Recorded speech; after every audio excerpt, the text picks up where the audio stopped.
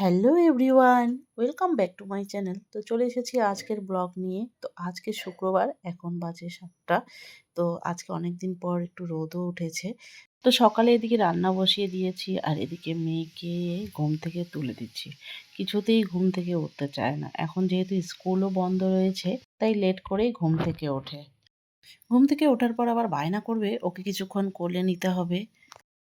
সকালবেলা তাই মেয়েকে নিয়েই কিছুটা সময় চলে যায়।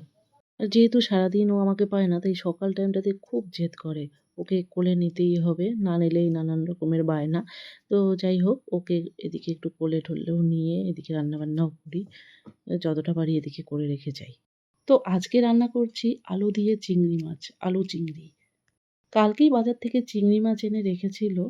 কারণ আগের দিন এনে না রাখলে আমাদের খুব অসুবিধা হয় পরের দিন। কারণ পরের দিন তো সকাল, সকাল রান্নাবান্না করতে হয়। করে রেখে তারপর যাই। তো সেগুলো ফ্রিজ থেকে বের করে চিংড়ি মাছগুলো ভেজে আলু দিয়ে করে রাখলাম। আর এদিকে ভাজি করলাম। তো রান্নাবান্না কমপ্লিট করে এদিকে বেরিয়ে পড়লাম কোর্টে যাওয়ার জন্য।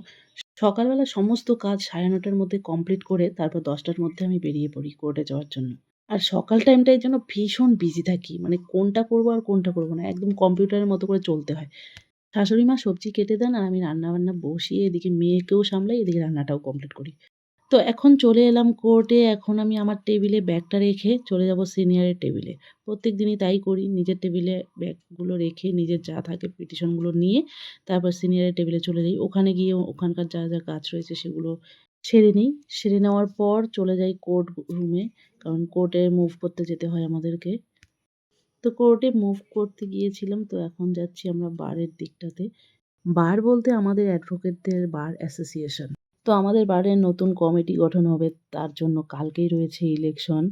তো সকলে যারা দাঁড়িয়েছে ইলেকশনের জন্য ওরা প্রচারও করছে। এই কারণে ভিড়টাও হয়েছে। এখন আমাদের রুমে অনেকেই এসেছেন প্রচার করতে। এই কারণেই এখন একটু গল্প-সল্পও করছি সবাই মিলে। তো এখন আপাতত কাজ নেই আমাদের। যা কাজ রয়েছে সেকেন্ড হাফ এ হবে। এখন সকলে মিলে একটু হাসি ঠাট্টা মজা করছি আর আড্ডা দিচ্ছি। এরপর কোর্টের থেকে চলে এলাম বাড়িতে। বাড়িতে এসে ফ্রেশ হয়ে নিলাম। রাতে মিস্টার রয় নিয়ে এসেছে মাটন। তো আমি পিঁয়াজ, রসুন সমস্ত কিছু আগে রেডি করে নিলাম। আর মাংসে দিব আমি আলু। তাই আলুগুলোকেও ডুম করে কেটে নিলাম। তো মাটনটা এখন বানিয়ে ফেলবো। তো আমার রান্না কমপ্লিট। এখন সকলকে সার্ভ করে নিজেও খেয়ে নেব। তো আজকের ব্লগটি এখানেই শেষ করছি।